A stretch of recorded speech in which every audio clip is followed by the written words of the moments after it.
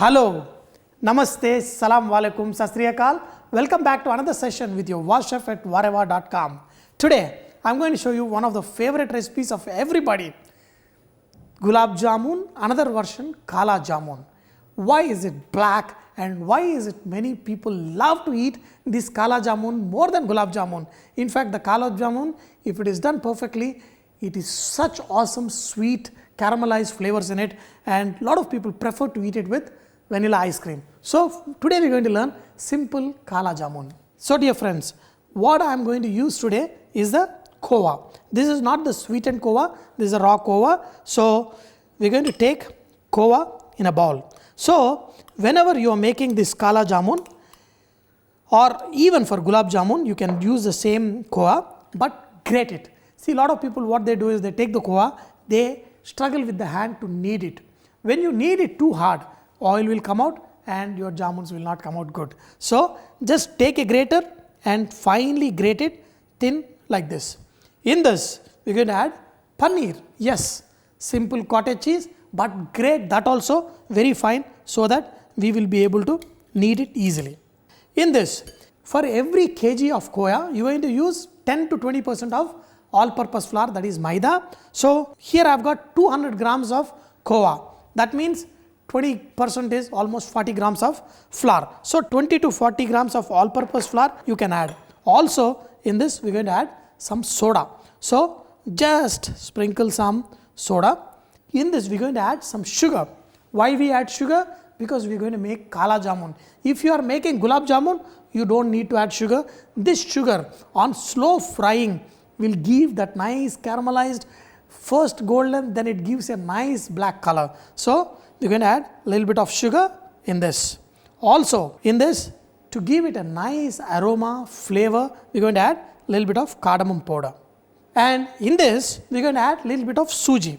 Around 10-20 grams of sooji will give a nice texture and also grainy texture, what I love in Kala Jamun. Now we're going to mix it gently and we're going to knead it gently. So now we're going to actually knead the dough. So I should have taken a slightly larger bowl. And we're going to knead this dough very delicately, okay? First make sure you mix all these ingredients, slightly crumble them, and now slowly make this into a dough. Okay, now if you think, because by adding all-purpose flour and rava, if you think we need to add a little bit of moisture, you can always add very little. A lot of people usually what they do is they just add milk. It doesn't matter. So I just added a little bit of water so that I'll be able to mix this dough easily. And also, you have to be very delicate with kneading this dough, because you cannot knead it too hard. If you knead it too hard, the fat content that is there in this Khoya will come out. So just very carefully look at this, how delicately I am kneading this dough. So this way of kneading will ensure that our fat doesn't come out. Okay, like this. Keep kneading till you see all the dough is mixed up nicely and looks evenly colored. Okay, but do not knead it too much. And another thing is, after you knead the dough, if you break this dough like this, it should break easily. It should not stretch. If this dough stretches, that means you kneaded it too much and then your jamuns will be a little bit hard. So be very delicate and knead this dough in such a way that no fat separates from this mixture. Whenever you buy the Kala Jamun from the market, you will see a nice coloring inside. There is usually saffron color, or sometimes people add green color, whatever color they want. But today I'm going to show you how to make the filling into the dough so that the inside will be colored. So here inside the stuffing I'm going to take some pistachio that have been soaked in the water and chopped. And also in this I'm going to take some almond flakes. And in this, to give the coloring, I'm going to take some saffron colored water in this. Okay, this will give a very nice color for our Kala Jamun, the inside part. Okay, the dough whatever we made for the Kala Jamun, take a small portion of it and mix it in this. This is going to be yellow in color, which we are going to stuff in the Kala Jamun. Now the mixture is all ready. I have got the dough and I have got the yellow mixture also. So here I'm going to make 6, 7 kala jamun. So the stuffing also, I'm going to divide them into 7 portions so that I can evenly distribute them. So you divide the stuffing the same number of portions that you divide the mixture for making kala jamun. So I'm going to show you how to stuff it now. So here the method of making this into a nice jamun so that outsides they are not cracks. A lot of people when they do it, usually the outsides are not smooth. So what we're going to do, take the dough like this, just press it hard and just give one rough coating. See how tight it is. So just do it like this. That's when your dough will become nice and soft. That's when put this stuffing inside and just seal the edges. So first we are going to make this into round little bit shape. Then now you can convert this into any shape you want. Today I am going to make them into bullets. So see, these are quite big for kala jamun, because when you fry them they become even bigger. So take a tabletop and just easily you can rotate and make them look beautiful. Look at them. Beautiful, isn't it? Now we are going to fry all these kala jamuns. So dear friends, now the kala jamuns are ready to be fried.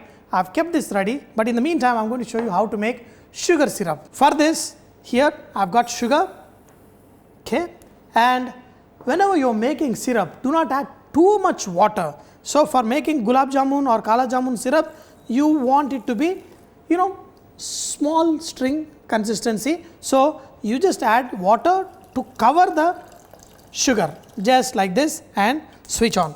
Just make sure that the sugar gets dissolved. If you are making caramel, you add half the amount of this water. But since we are making a syrup, here I have got good amount of water, and in no time this sugar will be dissolved. If you add lot of water, the amount of time it takes to make the syrup is too much. To make your sugar syrup nice and flavorful, we are going to add some rose water. Now the sugar syrup is getting ready, and the oil should not be too hot.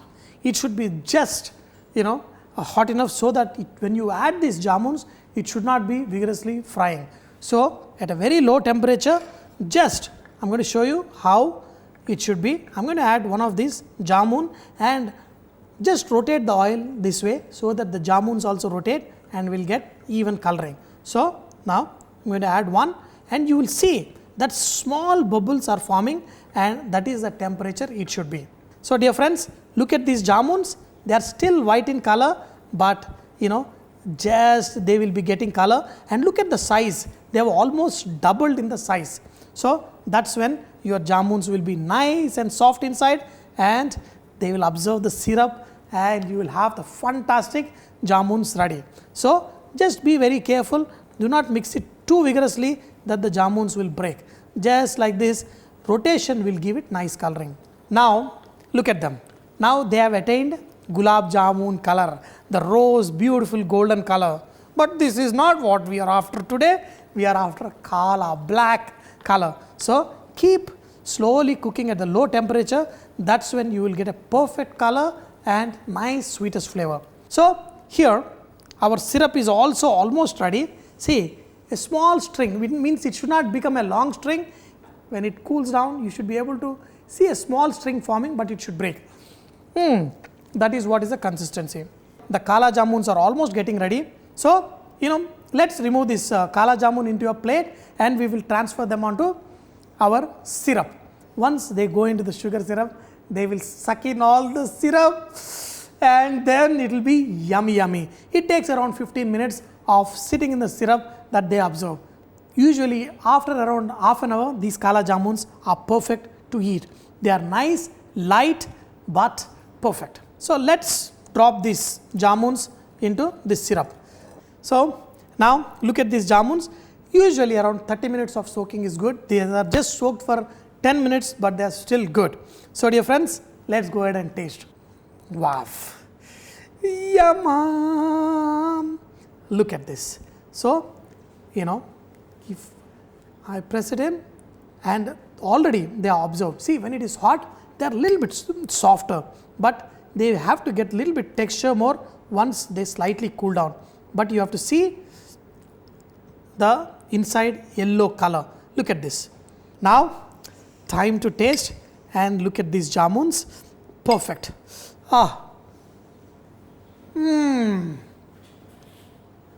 You know, gulab jamuns are best when they are eaten hot, fresh, like this. You know, dear friends, I hope you enjoyed today's session of learning this kala jamun with your Vahchef. But do not forget, VahRehVah is all about inspiring others to cook. Yum, yum, this kala jamun, and wish you all a very, very happy Diwali.